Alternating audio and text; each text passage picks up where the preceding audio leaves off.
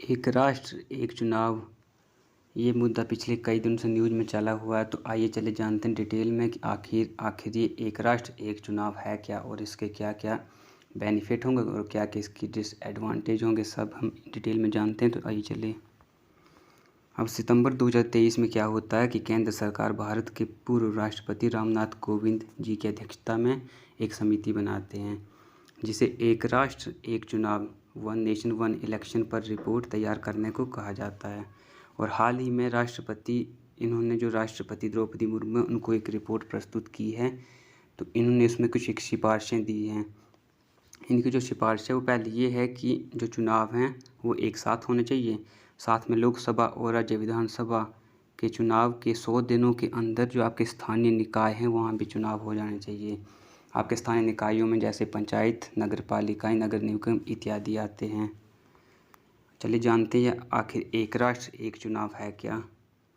लोकसभा और राज्य विधानसभा के चुनाव एक वर्ष में एक ही समय पर एक साथ किए जाएं उसे बोलते हैं एक राष्ट्र एक चुनाव।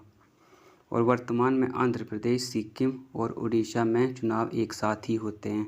अगर हम इसकी कुछ पृष्ठभूमि की बात करें तो 1952 के पहले चुनाव से लेकर 1967 तक के चौथे चुनाव तक जो हमारे चुनाव होते थे लोकसभा और राज्यसभा के, वो एक साथ ही होते थे।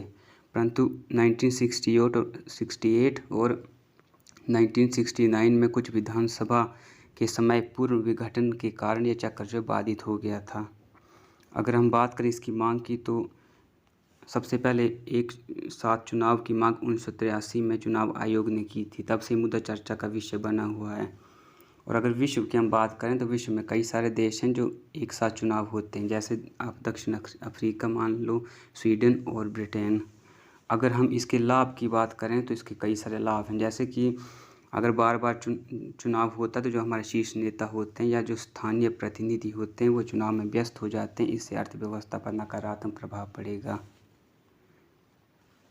तो अगर हम चुनाव एक साथ करेंगे तो हमारा जो प्रतिनिधि या हमारे जो शीर्ष नेतृत्व हैं, जैसे हमारे प्रधानमंत्री हैं, अगर कहीं चुनाव होता तो काफ़ी लंबे समय तक चुनाव में बिजी हो जाते हैं, जिससे कि सरकार को कई सारी प्रॉब्लम आती है, अर्थव्यवस्था पर उसका नकारात्मक प्रभाव पड़ता है। तो अब एक राष्ट्र एक चुनाव चुनाव एक ही समय पर होंगे तो उससे उतना एक ही टाइम वो अपनी कैंपेनिंग करेंगे, बाकी अपने अर्थव्यवस्था को देखेंगे।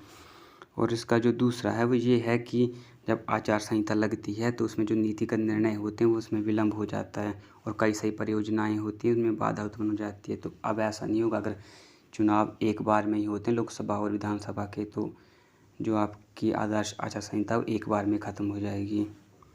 अगर हम आगे बात करें तो बार बार चुनावों से और क्या होता है कि भ्रष्टाचार भी बढ़ता है।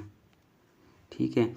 और एक चुनाव से नागरिकों को भी आसानी होती है, जैसे मान लो अगर वो वोट देने जाते हैं तो एक ही बूथ पे उनको विधानसभा के भी वोट दे सकेंगे वो और लोकसभा के दे सकेंगे। और जो अगला ये होता है कि जो चुनाव में अर्धसैनिक बल और जो पुलिस फोर्स होती है उसके बड़े पैमाने पर तैनाती की जाती है ना, तो उसमें अत्यधिक धन का खर्च होता है। तो अगर चुनाव एक बार में होंगे तो खर्च एक बार में ही होगा। और अगर हम इसकी अगली उसकी बात करें तो राज्य सरकारों के लिए इसमें वित्तीय स्थिरता भी बनी रहेगी। और यही मुख्य कारण है जिससे कि एक राष्ट्र एक चुनाव की मांग उठ रही है। अगर हम इसकी मुश्किलों की बात करें, इसको लागू करने में कई सारी मुश्किलें आएंगी, तो उनमें से जो पहली मुश्किल है वो ये है कि जो हमारा निर्वाचन आयोग है वो सिर्फ 3 मेंबर की ही बॉडी है। तो अगर वो इतने बड़े पैमाने पर प्रबंधन करेगा तो कैसे करेगा, उसमें उसको कठिनाई का सामना करना पड़ सकता है।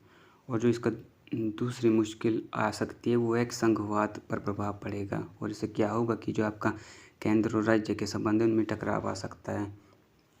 जैसे कि मान लो 2029 में सरकार बोलती है कि हम लोकसभा और राज्य विधानसभा के चुनाव इकट्ठे करवाएंगे। ठीक है। अब मैं बात करता हूँ हिमाचल की। हिमाचल में जो है दिसंबर 2027 में चुनाव होने हैं।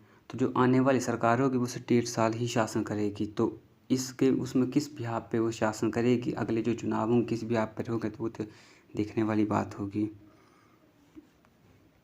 तो अगर हम आगे देखें तो इसमें संविधान में भी हमें संशोधन करना पड़ेगा। जो आर्टिकल 83 है वो बोलता है कि जो संसद का कार्यकाल होगा वो 5 साल का होगा। तो अगर हम उसे समय पूर्व भंग करेंगे, अगर कोई नई सरकार आएगी तो उसका कार्यकाल 5 साल का कैसे हम निश्चित करेंगे, ये प्रॉब्लम आएगी। और लोकसभा के विघटन से भी प्रॉब्लम आएगी। और 172 में विधानसभा का कार्यकाल होता है, 174 में विधानसभा का विघटन होता है।